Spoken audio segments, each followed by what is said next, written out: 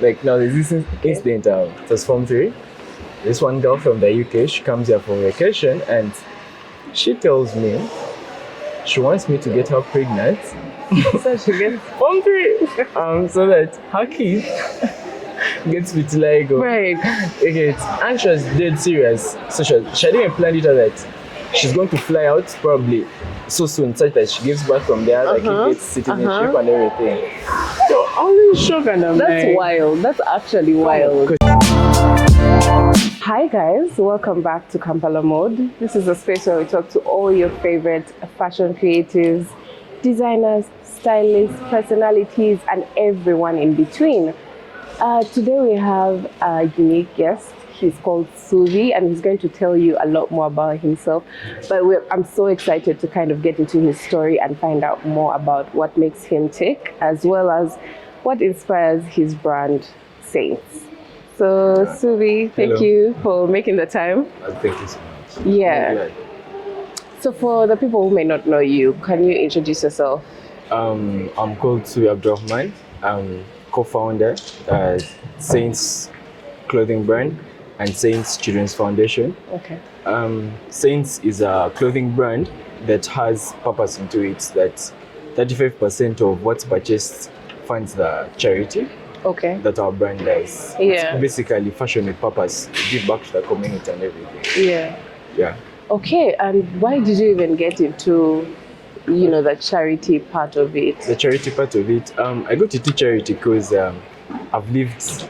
I've seen the poor life and I've seen the rich life. Okay. And I have a big heart to be, like I've seen what those kids go through and what you can't see. You get like we've been poor and been rich. So I feel like going back to where you came from and giving the kids that it's something helpful and because you know what they really face, yeah? Right.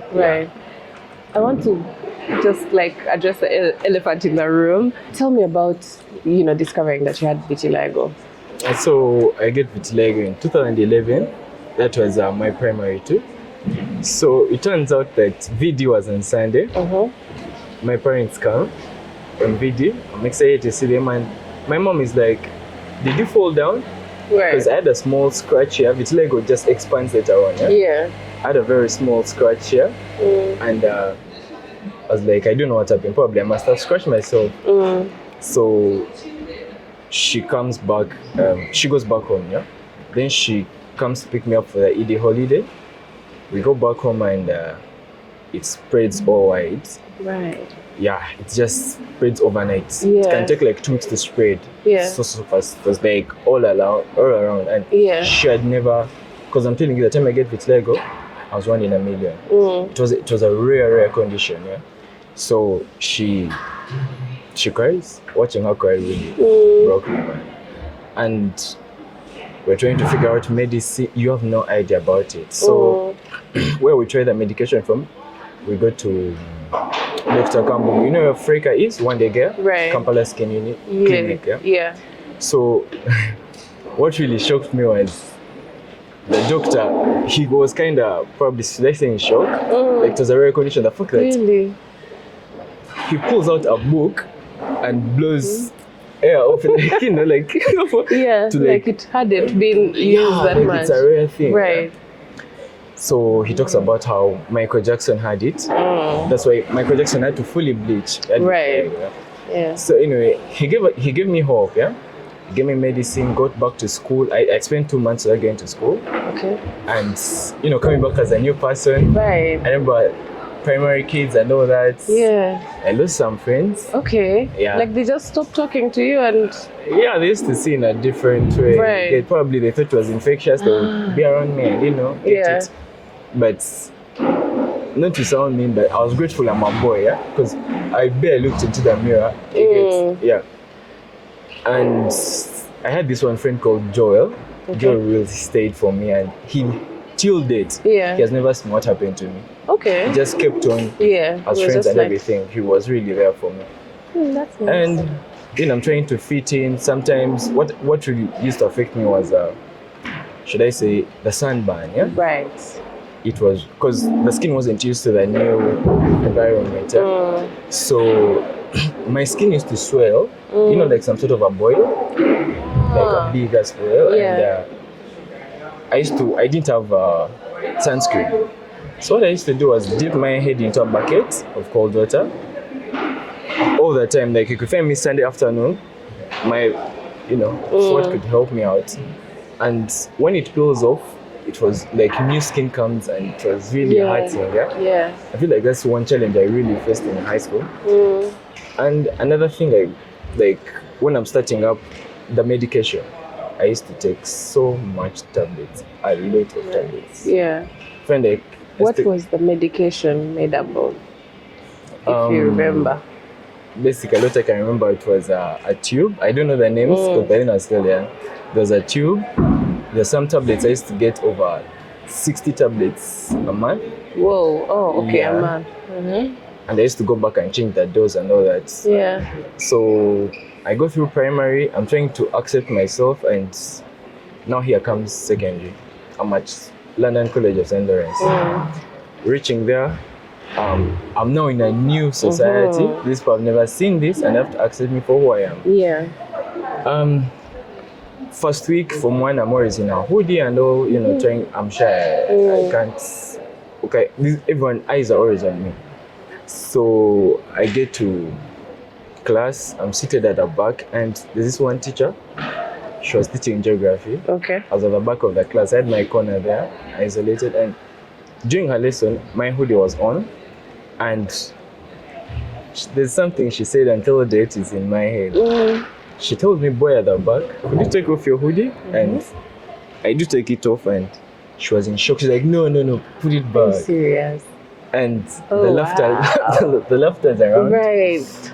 And, you know, everyone laughed, and okay, so just had to laugh along, just to, like, you know. Yeah, and comes, let me say, Form 2.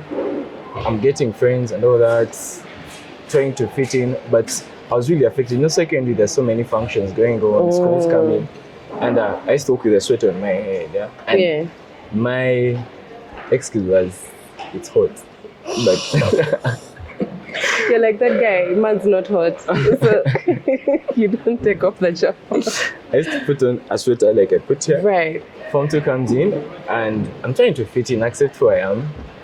I'm so social, but I got so many nicknames, to the point where second was like harsh. If you don't this mind. one time, we're doing end of term exams, so you know you reserve a permanent seat, Right.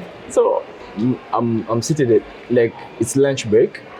Someone gets in our campus a sharp object, and writes all the nicknames on my seat, knowing I'm going to sit on that seat. Right. For all the eggs until it's done.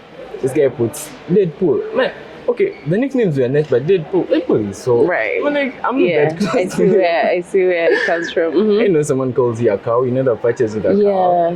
And what Terminator. Like, what the Wow. Okay, the thing really hurts me, like, the fact that someone got time to scratch that on my desk. So Form 3 comes in, and this is when, you know, I've accepted who I am, and it comes in whereby I really thank girls so much, because girls, I really got girls over me. Like, I like your lashes and everything. Yeah, like the white lashes are very, they stand out. You know, like, people are getting to notice vitiligo, then like seeing Winnie Harlow having it, models having it, and they feel like it's something cool, So these girls, you know, someone would want to date you because you have it. Like, now there's this incident, it was Form 3. This one girl from the UK, she comes here for vacation, and she tells me she wants me to get her pregnant. So she gets Form 3, so that her kid gets vitiligo. Right. Okay, and she was dead serious. So she didn't plan it that she's going to fly out probably so soon, such that she gives birth from there, like it gets citizenship and everything. So I was in shock, and I'm That's like, wild. That's actually wild. Because she was so obsessed with Michael Jackson. Yeah, I guess that's the reason she thought you get that. But let's actually talk about that. Is it genetic? It's not verified, it's not like documented, but there is that aspect of it being genetic. There's a bit of it. Okay. But it's not fully. Because now no one in my family have it. Probably my four grandparents might have had it, but no one in my family had it. And then the rumor that's it comes from like twins, abalongo bakocha. So, that's that. These border guys, taxi guys, they're like, no, your mulongo. You have to look for your twin. Your dad must have had a side wife and gave birth to twins. And you guys need to make the ceremony for twins. There's that ceremony we do for twins. Me and my mom looked for that twin. Are you serious? We looked for them. Yeah. Without even my dad knowing, we looked for the twins. Yeah. And not even my aunties have twins. Yeah. Not even my sisters. Not even anyone that has a blood to me. Yeah. No one has twins. So this one time we were looking for those twins, and wait, at this point, what age are you around when you were? The time, Form 3? Okay. I was around 16. Yeah. 16, 15 there, around there.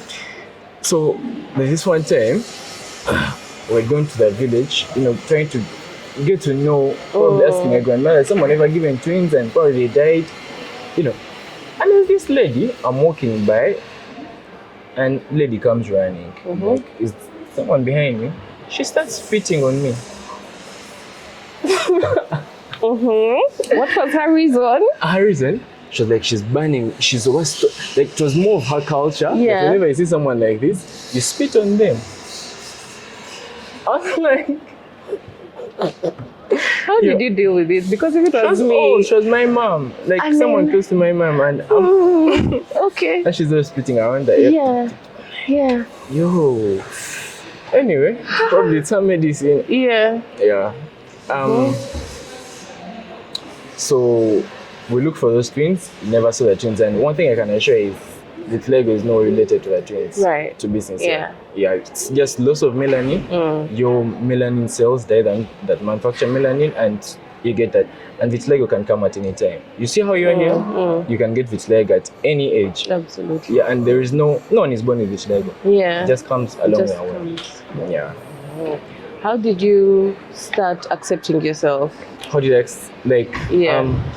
when I started accepting myself was the ladies. So you're cute and all that, can you date me? Like, this is how I look. You get it, yeah. But they started, and so pretty girls, approaching me. I felt like, they gave me the confidence boost, that you can have a girl too. Yeah, and I started accepting myself, calling you child modeling and all that. Right. They really made me accept myself, Yeah. Okay. So, by the time you were, let's say, in A level, you were already over it, or A level, I was him. Right. I was so confident about myself. Yeah. That vitiligo guy. Because when I get into an area, probably let me say I enter caramel or KFC. I know the attention is on me. You get and that's a very good thing. I enter. That's so interesting because there are people who will get that attention and be like, no, I don't want people to see me. Da, da, da. Okay. So what I'm trying to do here is probably show someone that has vitiligo. Yeah. You're God's unique creature. Right. You see, we always laugh. They laugh at us because we're different, but we laugh at them because they're the same. You guys look alike. You get, definitely. This is probably, let me say, you guys are 13 pros, I'm a 13 plus. Pro Max. Pro Max. You get it? Made some adjustments and all that. And my confidence has really it has motivated some people because this one time I go to Caramel and I'm inside, I enter with that confidence and all that. A parent approaches me and is like, my son got vitiligo 2 years ago, and I think I'm forgetting his face because he's always in a mask and a hoodie inside the house, not even outside. So his eyes were watering and he's like, I've seen you enter here with confidence and I really want to take a pic with you and probably show him that people are out there confident about their skin. Yeah. I was really grateful for that. I was happy, because I'm kind of helping out someone. Right. Yeah. Because sometimes I think a lot of people don't realize how much needing to see someone who is like them or who is different exactly like them before they can actually say, okay, I'm fine, I'm okay to be me. True. Because it really affects the girls so much. Right. Girls and the mirror. Are like this. No, but like also, you said the father was a father of a boy, right? Yeah. So it also affects the boys. Yeah, I've had really stories. affect the boys too. Yeah. But, okay, to a girl, I have this friend. She's called Aliyah. She gets vitiligo in Form 5. This is that adolescent stage. Right. And, in fact, she gets in Form 4. And she was someone who was so prayerful. Yeah. And she had to step away from God for a while. I'm serious. She was always in the house. And I just love the way she has really, like, people have really made her feel beautiful. And she's now really confident. I'm proud of her. She got over it. But it takes a while for a girl. Yeah, it does take a while. Yeah. How did you become Vitiligo King? Vitiligo King. What I can say is like calling myself a Vitiligo King, it's more of like boosting the confidence of those people that having vitiligo. That I'm proud of it. The fact that I stopped doing medicine, taking the treatment and all that, so that I would show people out there that you can live with vitiligo. And basically I'm a vitiligo advocate. Like, I speak for that, for those people that have vitiligo. And I just feel like me calling myself the king is that I'm spearheading probably the people that's that talk for the people that have vitiligo. For example, Mondo Foundation? Yes, I do. Yeah, they've really done a great job to to speak for those people that have vitiligo. And me myself, I just gave the title to me. Probably to do what I do, like advocate, make those people feel happy and all that about themselves. When did that come along your journey? The Vitiligo King and that, advocating.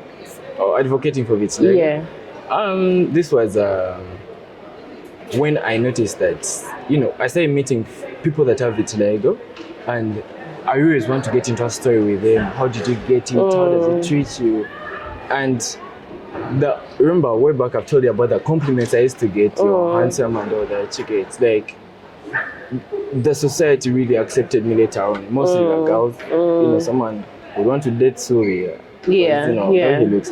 And if I can be that, you can be that too. Right. Yeah. So I got that concept of I have to, because I'm living with vitiligo, I'm the best advocate to talk to someone living with it. Yeah. And I've faced the challenges, I've seen the good of it, and I felt like I'm the Ssuubi, I'm the hope to them. Yeah. So when, the timeline? Yes. The timeline. It was around, should I say, Form 5. Okay. That is 2022. Yeah, 2022. Yeah. Right. Yeah. Okay. So, how do you help someone? Like, if someone comes up to you and they're like, oh, you know what, I have vitiligo, or my child has vitiligo, what do you usually tell them? What we always get to is preaching to them that we are, the unique part of it. Like, God has a reason for everything, and I say we are His unique creatures. We are so unique, and you have to accept that. And vitiligo has no verified treatment, so accept who you are, love who you are, embrace it. Like, you really have to. Yeah. Trust me, the society, the community will really accept you. You're going to go to places and they want you to model. People will, you always have the attention. And probably you'd grow up, because I've got like someone comes to like, I want you to the opportunities I've got through vitiligo. Right. Also kind of and I always tell that people to just accept you are. I get into deep into that talk. Okay. How did you feel the first time you were approached to model? Yeah. You had already known, because from high school and what? Yeah, everyone was on my case, like, you should try modeling, and I gave it a try. Okay. I started from, words. That guy in Kansanga, it's called Whites, Aman. Had some time there. Okay. But it wasn't really yielding. I started my brand. I'm a model for my brand too. Right. Yeah. Yeah. And I've had people who like freelancer photographers. Right. They just get me and probably do a shoot with them. Yeah. Okay. Let's talk more about your brand. My brand? Yeah, Saints. So, Saints, it was started in January 4th, 2024. Okay. So this comes in when I was doing charity before. I was doing charity since 2022. Okay. And what I used to do was probably Easter, Eid, Christmas. Those are special days whereby everyone wants to have nice food and all that. Yeah? So what I used to do, I go to the slums of Kampala, the sides of Namasuva, Kamocha, and talk to the chairman. I get a school in the community, and we like call the kids in. I used to cook food for them, probably have a lunch, have music around, give out clothes and scholastic materials, books and all that. So that's what I used to do. Then it reached a point whereby I'm a student, I don't work, so I used to use my savings to do this. Yeah. I had no donors on board. Okay. Because I used to cook this food with my mom. It and Okay. sometimes I used to get a chef probably and cook from the school. Yeah. Just give the kids a good meal. It reached a point and I'm like, why don't I just probably start a brand and it would fund what? Okay, I thought through many business and like a brand would be easier to like fund that charity thing. Yeah. So what I get in mind was saints. Like, why saints? A saint is, should I say the holy one? Yeah. You can be a saint without like, let me say, you can be a saint like without being approved by the church or anything. Right. Because in this, you're purchasing one of our products, and I always say 35% goes to the organization, to the Saint Student Foundation. But to be truthful too, is I feel like 110% goes to organization. I barely get out of the brand. Yeah. Okay. Yeah. And so I've started a brand to back the charity, and it's moving very well currently. Like the unexpected, the brand has really grown up because it's been like 8 months into business and we're doing well. Like now the point of hiring camera people ask for collabos. You get models want to model for you. You get. So now currently what we are running is we're having a campaign. It's called Apart for Every Girl. Okay. So Saints clothing brand is going to make free reusable pads. So where we pick the story of doing the reusable pads, it's there's a girl in Ginger. She uses a kavera on her periods. And if she gets a kavera, she puts soil, puts some holes, puts a small cloth, Right. And this is the harsh truth to so many Ugandan girls aged between like, let me say 12 to 18. They're embarrassed to go to school.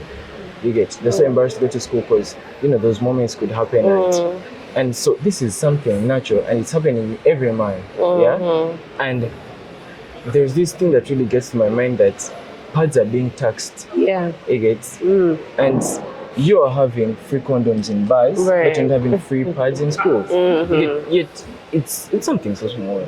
Like Oris goes like for, let me say, Oris pack is like 6,000. 6-5 depending on how big it is. And the reusable pads are probably 15 or more. Yes. And so Saints comes up with that campaign. So we're going to give out 1,000 reusable pads. Okay. We're starting with Eastern Uganda. We go to the village of the girl, get to her, give her those pads, because I'm sure she wouldn't be the only person being affected in the community. Because just because she got the spotlight, someone to pick her out. It was a Daily Monitor article. Okay. Yeah. So probably if it goes well in Eastern Uganda, because I have no donors, it's quite a big project. So because we're trying to partner up with probably influencers, we're working with Linda Dane, Etania, female DJs, females that I know, to promote the campaign. Yeah. Right. Yeah. If we get donors, we would. The big target is to travel Uganda. We give out to the north, to the west, and the center. 1,000 each. Yeah. That's what we're looking at. So. Yeah. You say that like you started the foundation especially to give back and to kind of like pay homage to like where you come from. Yeah. Can you tell me a little bit about where you come from, what it was like growing up, not having as much as... So growing up, my mother was a teacher, and my dad was an intern, a doctor. Okay. And then he's getting probably small money, probably 150 per month. We're living in a house whereby we had to shift during night time such that we ran from the landlord, carry your shit and go out. So, and I couldn't get whatever I wanted, the toys and all that. Okay, I really saw it the hard times of it. I can't remember so many, but it was really harsh. Sleeping in a single room, your parents are in there, you're in there with them. And it was a tough one for me. And seeing all that life, probably, let me say, till 2011, should I say, really get some good money. Parents are well established and all that. My mom retires and she had to take care of the kids. My dad retired now. And I feel like now that I've seen the good of money, and I should really go back from where you came from and give back to the kids. You get, because facts, I love kids so much. It's my therapy. Like I just go to I always go to Zambia. Namasua kids home. Okay. There are kids aged between 0 months to 5 years, and these kids are. I just love company of kids. I love company of kids. So probably celebrate we can just I always celebrate my birthdays with them because these kids are orphans. They have no birth dates and all that. So I always celebrate my birthdays with them, and being around kids really gets to me. And watching a kid suffer drains me, because these are the people of tomorrow and all that, And a kid really, they need a good life. So I always try my best, to like give back to the kids and all that. I'm curious about when you say like almost 100% of the sales go back to the foundation. So how do you manage day-to-day life? Do you still stay home with your parents? How do you deal? I'm a student at Victoria University. Okay. And my parents help me with my rent. They pay some amount and I'll pay probably the next month and all that. Right. And what I say 110% is this organization is starting, and I feel like now I have to invest more, and probably we shall get with time, we shall get the money back and all that. Any savings I have put into the organization, do my best to put Sense Children Foundation out there to get noticed and all that. Probably have donors on board, because we do make free, like the time where we make free clothes for celebrities, and you've wasted over 250 on our clothes and you ain't getting money for it, but you're trying to sacrifice for the brand and put it out there. So the bigger the clothing brand is, the bigger the charity is gonna be. So when I say it's not even 35, because people think it's 35% that goes to the brand, but it's 100% that goes to the brand. So why the 100%? It's because we really have to put that thing there, and the fact that I work alone, I have no PA or anything, and all my savings I save for for a project coming up. Okay. That's why we have that. So 100%. What inspires some of the designs? Where do you get that? The concepts? Most times it's more with the clients. Okay. Like, you get into a conversation, you tell me what you want, and I do some adjustments. Or if not, what can I say? I get to study my clients, probably if it's a high profile, go through their Instagram, go through their Twitter, and really get to know who he is, and the outfit will be in line with my client. So then that means, let me backtrack, because I thought that it's mostly like merchandise, like the t-shirts and the hats and da. What kind of clothes do you make? Is it just that, or do you also do custom about stuff? The clients and everything? The kinds of clothes you make. The kinds of clothes you make. Let me start from mom. Okay. We do that. We make shades. Okay. Shades. Yeah, same size shades. Oh, okay. We do have capes. We have undergarments. Okay. We have shirts. We have jean jackets. We have cargo pants. We have jeans. We have stockings, and anything to do with clothes apart from shoes. Right. Yeah, that's what the brand really selling. So if a client comes and they want something else, you can make it for them? Yeah. Okay. Surely we can do anything. Yeah, yeah.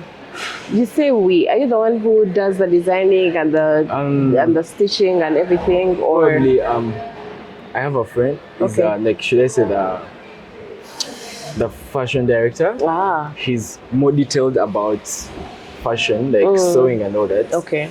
We get it together. Yeah. So it's called a Unique collaboration. Fashion. Is what I work with. Okay. Get Okay. it done. Nice. What have been the biggest challenges that you've found so far? In the brand, what I found is you're underlooked. When I'm starting the brand, this one time I introduced the shirts and everything. So I meet up some friends and I showed them my brand and they laughed at it. Why? They did now. Yeah, my masters, you get it. And I laughed with them because but it really stuck it. Right. So another challenge is you know, when you're starting this business, you expect your friends to be your first customer, but they never have that in mind. Because I've had like people I call friends, I've had like 2 or 3 buy, and I have hundreds of friends. Right. But I'm really happy that the people that buy my merchandise, I do know them. That shows that the brand is really doing well. Yeah. Another thing is what can I say? Getting influencers on board. I've had my friends. I thought we were friends, yeah. So I used to I give you 8 clothes and probably do a get ready with me, put on your TikTok and all that. And you take 3 of your own choice out of the clothes. So this one person I thought was my friend, give them the clothes and all that, and they took 2 weeks without giving me the content, and they said I was stressing them.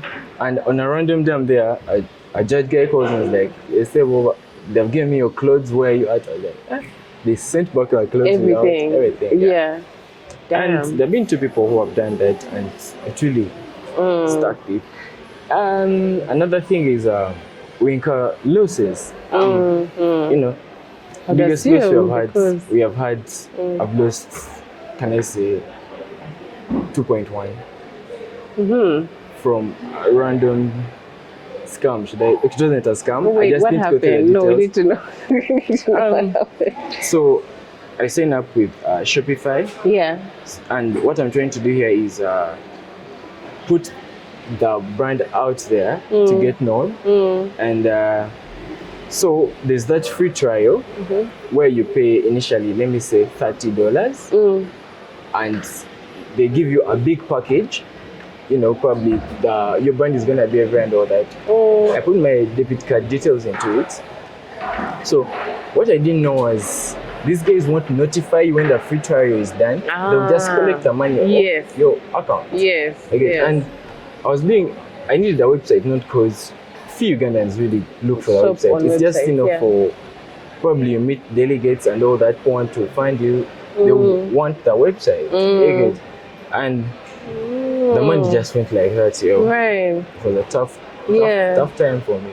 So at what point did you realize that, you know, you had been paying for this website and what you were not using it, I assume, like it was just there, right? I had paid a free trial for 1 month to see how it works out, but the package I paid, the free trial package, was on discount.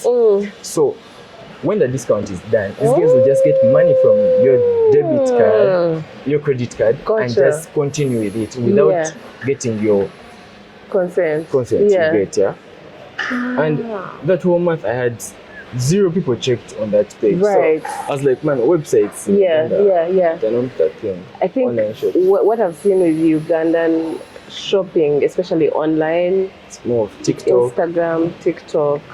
Yeah. Just really have to develop that. Right. Yeah. Okay. So far, I don't know if you can describe it, but what's your favorite design from your collection so far? My collection? Yeah. How much you've made? It's not here, but I have this crystal made. It's like, let's say, it's crystals all over and all that. Okay. But okay, it really took me time, and I feel like it made me feel wow. Like the points, they're not here, but I was really impressed with the work that we had done with it. It's my favorite, and it's going to be put on by someone big soon. Yeah? Okay. Yes, so we keep an eye out for that. Just keep an eye out. Yeah. What are your goals for the future? At what point would you want at least a percentage to also come back to you that you can sustain yourself with it? Or maybe where would you like to see the foundation? My first goal is to get probably next year. I want to have my company registered and my organization registered. That makes it so easy to get donors on board because it's a registered. Another goal is to open up a shop because we always work at Motive and it's not that good and all that. Start up a shop, and another thing is to really finish that project of apart from Vical to get it done. Yeah, it's really on my mind, and I have to get it because the one thing I have, the mindset I have is when you start, there's no going back. I've had challenges through this clothing brand, but I know I've started this. And mostly people are watching. They're going to laugh at your failure. I have to really go no matter what. Yeah. Gotcha. Another thing is probably to get a team to work with, because I work alone and all that. I used to work with my ex, but parted ways, and I remained alone into the business. And another goal is to probably get a donor, like a long-term contract with someone, because this is basically something that needs to be pushed and all that.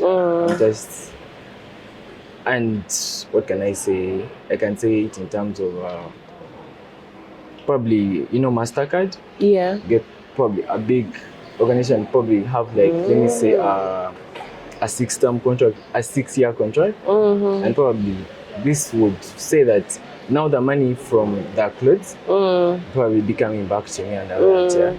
But you asked about how am I going to get from the clothing brand to take care of myself. I have my everyday life. I have to buy clothes, shoes, and all that. What I'm looking at is now I'm branding Sense right now. Like I'm trying to put it out there to get known and everything. Yeah.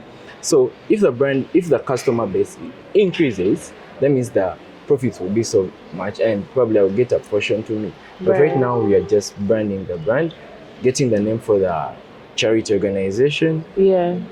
But with time, probably next year, because I'm using the brand started in January 4th, but it's really doing than I expected. It's really, So probably by March next year, it will really be there to where I want it to be. Yeah. Ah, okay. Yeah. One more thing, but about vitiligo. All right. I wanted to know, what do you think about like how media presents vitiligo or the representation? Do you think it has been helping, or what's your view? I feel like media has really, let me say, like the part of the models, and you're seeing that media really gets, you see those, they put out those pics of beautiful girls living with vitiligo with smiles, and that's really helped out. People have shared their stories, like how I'm sharing mine, and to really make someone happy to get and probably motivate them with vitiligo. Media has really done a good job there. Okay. Because I haven't seen any. Okay. There's a TikTok.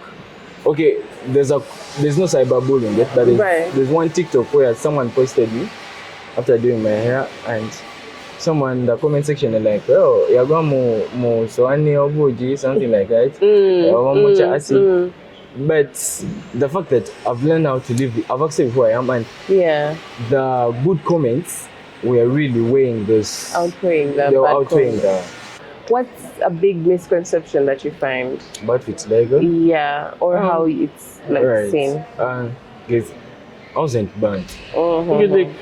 I find it wrong when someone says you're burnt. Like, a scarf for burnt doesn't look like this. You can't have white hashes when you're burnt.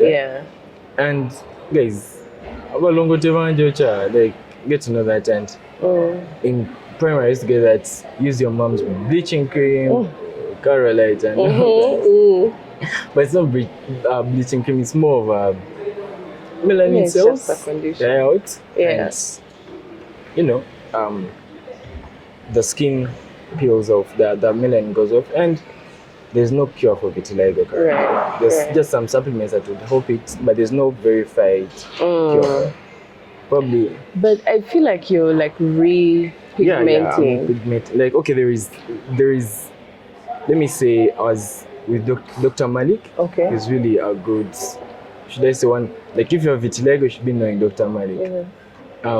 He has something at Skin Unit, Acacia Mall. It's UV. It's called the UV treatment. Yeah. So this light awakens the cells, yeah, and tries to bring the melanin back, yeah, but it's not verified treatment for it. Yeah. Another treatment is a plastic surgery.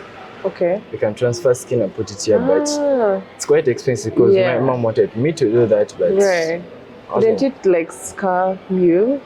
So after putting the skin, they would balance the tone and take out everything. Yeah?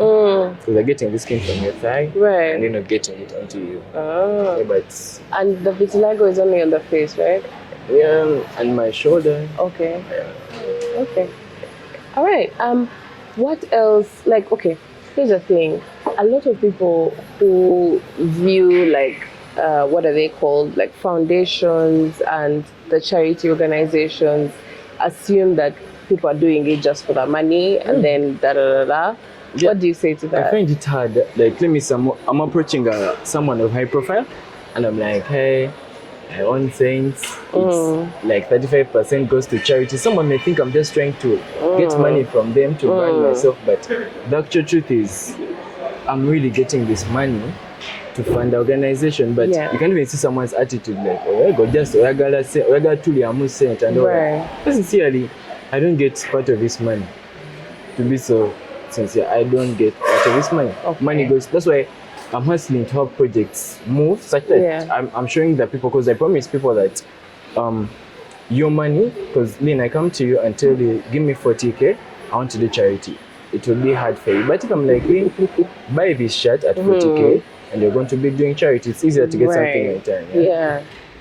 So that's why I'm trying to move projects, make like so many projects such that people see where their money is going. Though their money is less, because if you look at some projects, the money we have made from Saints can't fund some projects. But we really try to put the work out there and show people that it's really, their money is really working out. Okay, thank you so much for taking that time and sharing with us and kind of peeling the cover back on the business and what you're doing. And I think it's really amazing that you're giving back to the community and stuff like that. Everyone should do that. Absolutely, everyone should. And at least if you find that you are blessed in a particular way, you should definitely be. And the fact that you're called Ssuubi, I feel like I'm hope to people, like God can use you as you're someone's miracle and you don't know. You get, and the fact I'm hope to so many. And I'm glad to be here. This is really a big, should I say, a big media channel. Like, I was really grateful to be here, because I've seen big high profile people on TV, and my first year into business, and I'm really getting this. I'm just so glad to be here. Hey, thank you, Ssuubi, for taking the time, and see you guys next week.